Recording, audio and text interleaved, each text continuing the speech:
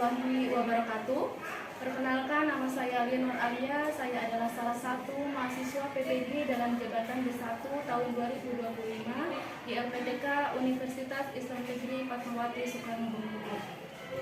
Pada hari ini, Rabu tanggal 7 Mei tahun 2025, saya akan melaksanakan praktik mengajar di kelas 7 Madrasah Sanawiyah Muhammadiyah Padang dengan materi Gaya Kepemimpinan Khalifah Umar bin Abdul Aziz sebagai syarat untuk mengikuti uji kinerja. Bagaimana prosesnya? Mari ikuti kegiatan saya. Wassalamualaikum warahmatullahi wabarakatuh.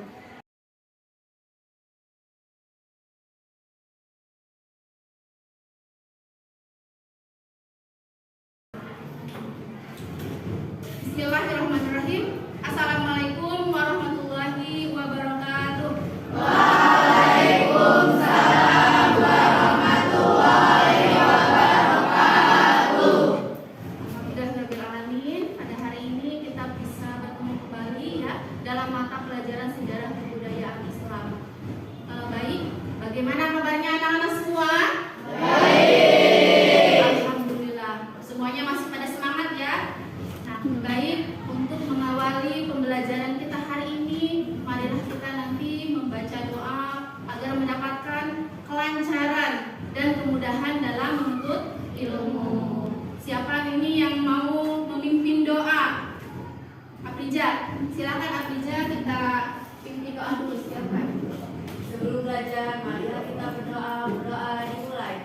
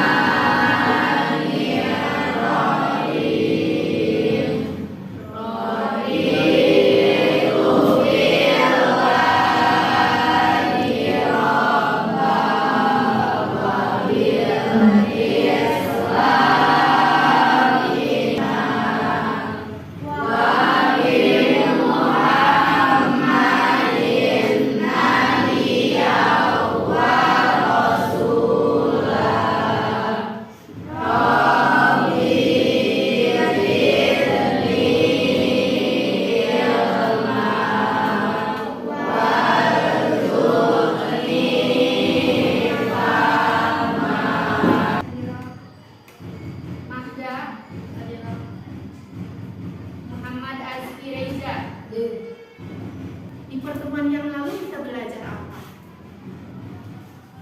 Materi apa? Nah, di dalam pembelajaran dinasti Umayyah kita sudah pernah membahas tentang siapa khalifah pertamanya. Ada yang masih ingat gak? Siapa khalifah pertamanya? Muawiyah bin Abi Sufyan. Nah, kemudian ada tahun berapa sih dinasti Umayyah ini berdiri? Tahun berapa? 41 Hijriah atau 661 Masehi. Coba, ada berapa khalifah dinasti Umayyah? Ada 14. Jadi materi kita hari ini adalah tentang Khalifah Umar bin Abdul Aziz, salah satu khalifah besar pada masa dinasti Umayyah.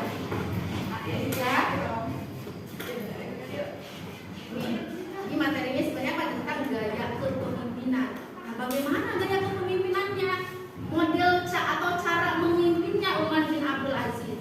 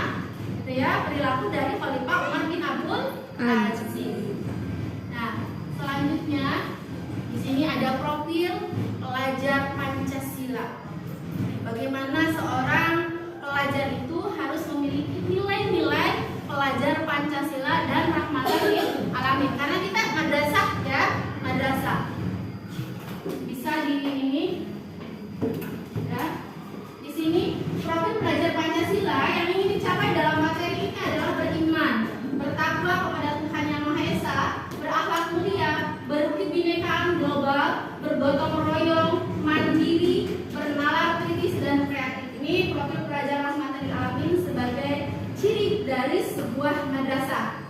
Yang ingin dicapai adalah berkeadaban, ta'adub, kemudian keteladanan, lurus dan tegas, selanjutnya kesetaraan, musyawarah, toleransi, dan dinamis dan inovatif. Ini profil pelajaran Pancasila yang harus kita capai ya. Selanjutnya, tujuan dari pembelajarannya. Setelah mempelajari materi ini, peserta didik mampu menghayati nilai-nilai positif dari sikap dan gaya kepemimpinan Umar bin Abdul Aziz. Kedua, menjalankan sikap hidup sederhana dan dibawa Umar bin Abdul Aziz. Yang ketiga, menganalisis sikap dan gaya kepemimpinan Umar bin Abdul Aziz. Dan yang keempat, menyajikan hasil analisis mengenai sikap dan gaya kepemimpinan Umar bin Abdul Aziz. Nah, di sini ada kriteria ketercapaian. Nanti kalau misalnya ini tercapai, ya, ini bisa menjadi kunci bahwa pembelajaran hari ini kita sudah berhasil atau sudah mencapai nilai. Kemudian yang pertama adalah menguraikan riwayat hidup Umar bin Abdul Aziz.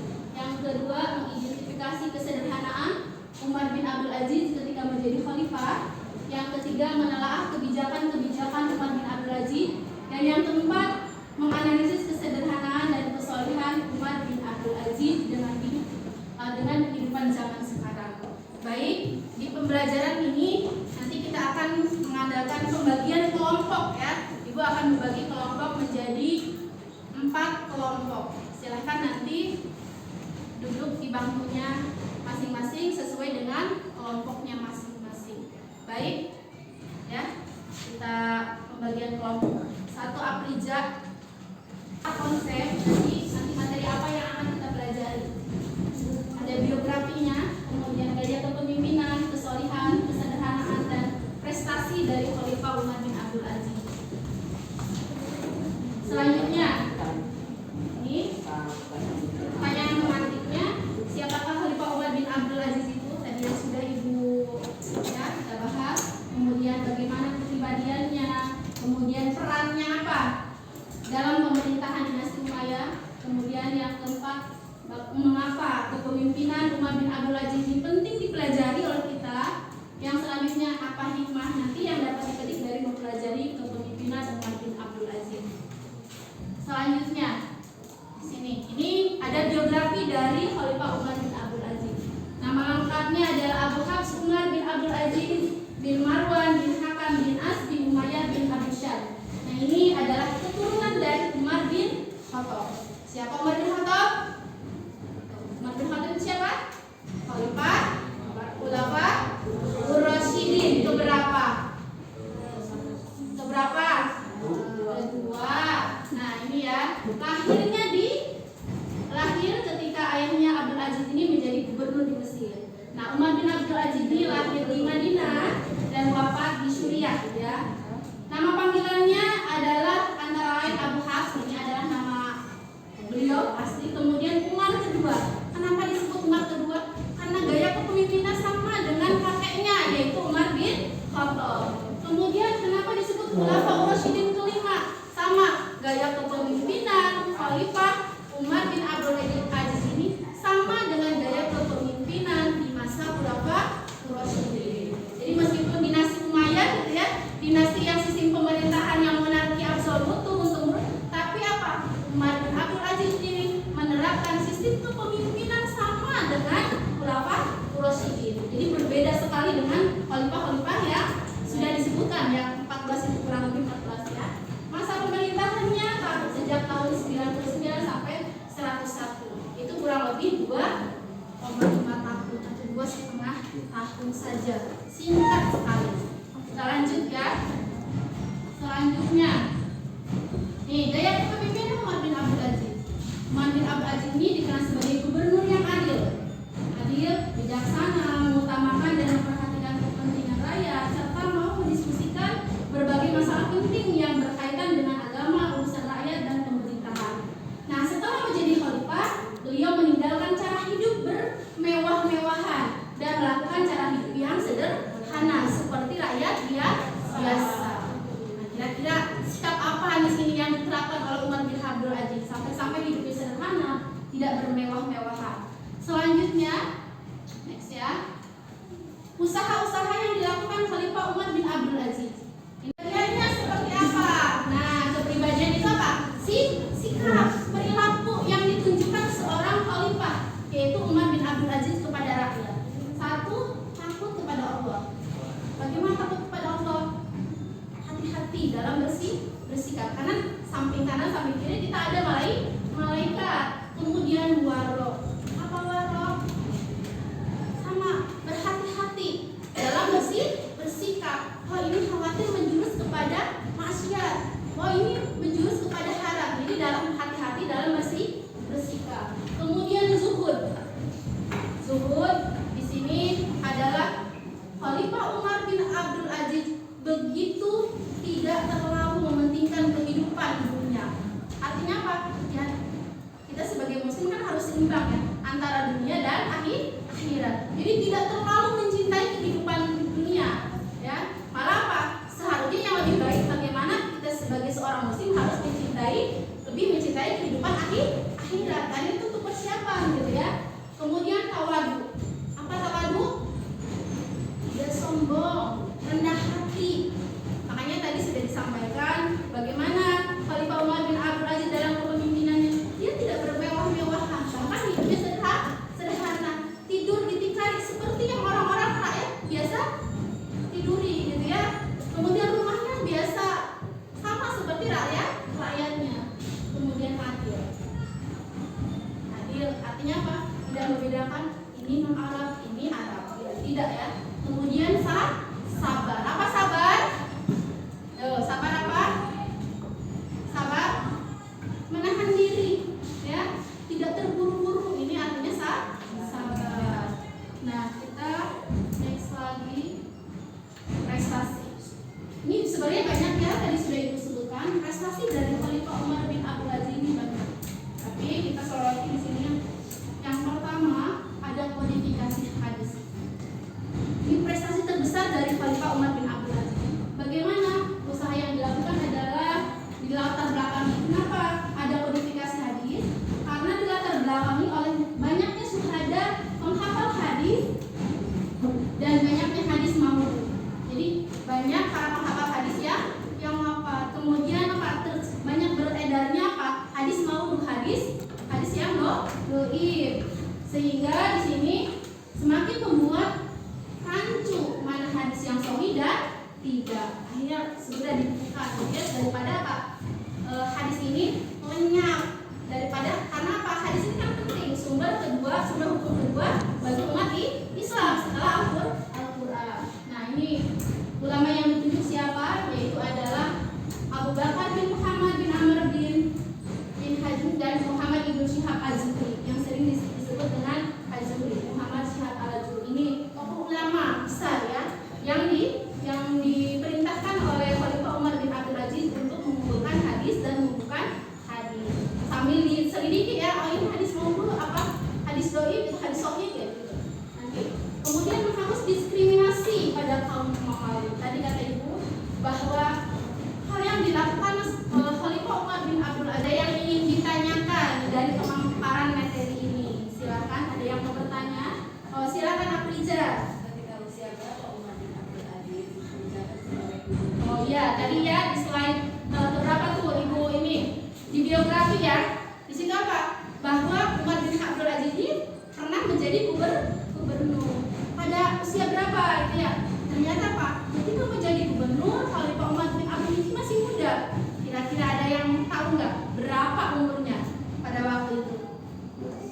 Ada yang tahu nggak? Kalau tidak ada yang tahu, Ibu kasih tahu nih. Yaitu pada usia 24 tahun.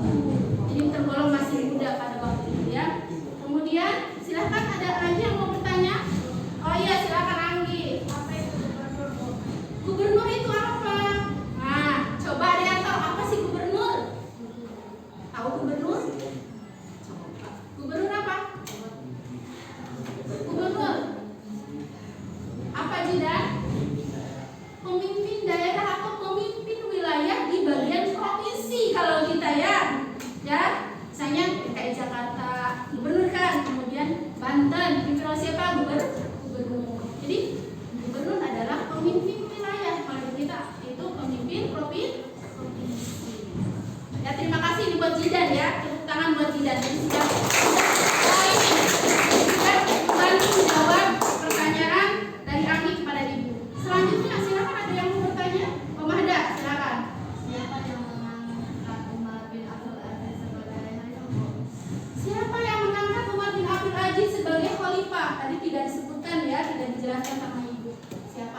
atau tidak? Siapa yang mengangkat? Gak ujuk-ujuk langsung jadi khalifah, tidak ya? Nah di sini baik ibu jawab ya. Khalifah Umar bin Abdul Aziz ini menjadi khalifah diangkat berdasarkan hasil wasiat dari khalifah sebelumnya, yaitu khalifah ketujuh. Siapa yang tahu khalifah ketujuh dinasti Umayyah? Coba. Khalifah ketujuh dinasti Umayyah siapa? Sulaiman bin Abdul Malik. Jadi Khalifah Umar bin Abdul Aziz ini diangkat menjadi khalifah ke-8 dinasti Umayyah itu berdasarkan wasiat khalifah sebelumnya, yaitu Sulaiman bin Abdul Malik. Baik ya. Sekarang Ibu akan membagikan LKPD. Ini nanti sedang tidak paham dengan pertanyaannya.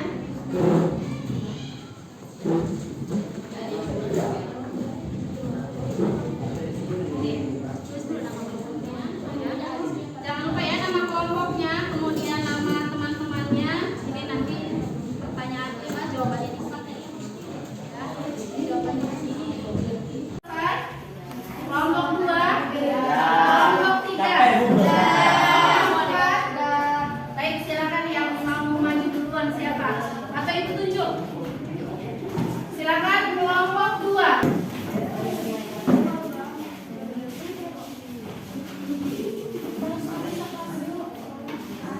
Ya, boleh silakan. Umar bin Abdul Aziz penting dipelajari karena memberitahu banyak pelajaran berharga. Perkembangan peradaban pada masa Khalifah Umar bin Abdul Aziz dapat menjadi inspirasi bagi kalian. Mempelajari kepemimpinan Umar bin Abdul Aziz bukan hanya mengenal sejarah, tapi Nah sekarang Ibu akan membagikan LKPD yang mana ini harus diisi oleh masing-masing ya. Setelah itu waktunya hanya 10 menit. Silakan nanti setelah itu dikumpulkan kembali. Silakan ya. Diisi. Jangan lupa diberi nama ya. Sudah periksa setiap siswa di sini, alhamdulillah hasilnya cukup memuaskan ya. Beberapa orang yang masih jawabannya belum betul ya. Terima kasih untuk pembelajaran hari ini. Baik, kita sekarang simpulkan materi tentang gaya kepemimpinan Khalifah Umar bin Abdul Aziz. Kita ketahui bahwa Khalifah Umar bin Abdul Aziz ini memiliki gelar sebagai Umar kedua dan Khulafaur Rasyidin kelima. Kenapa disebut? Karena gaya kepemimpinan Khalifah Umar bin Abdul Aziz ini sama. Jadi dari segi keadilannya, ya, pimpinan Khalifah Umar bin Abdul Aziz yaitu kodifikasi hak, di mana pada masa pemerintahan ini hadis dibukukan, disusun dan sebagai sebuah umat Islam. Terima kasih anak-anak. Apakah pembelajaran hari ini menyenangkan? Menyenangkan. Alhamdulillah ya. Mudah-mudahan dalam pertemuan selanjutnya di materi selanjutnya yaitu